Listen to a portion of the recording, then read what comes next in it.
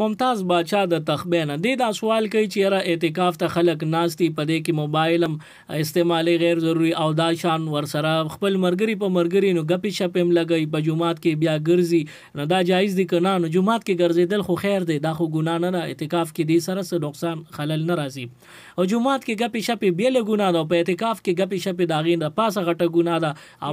موبایل استعمال په اعتکاف کې دا صحیح نه دی صرف دې لپاره استعمالول چې کور ته ټلیفونو کې چې مال کپڑے راوړه مال یخي وروړه یا ګرمه راوړه یا چې دینو زما د خوراک تړ شوی دا راوړه یا یو څه وغیرہ وغیرہ خپل ضرورت لپاره خو فیسبوک کول ټیک ټاک کول یوټیوب او نور سوشل میډیا قتل او داسې په ویډیوز قتل تا ګنا نه اعتکاف دې سره خرابېږي اعتکاف پټه ثواب بم درته ملونه شي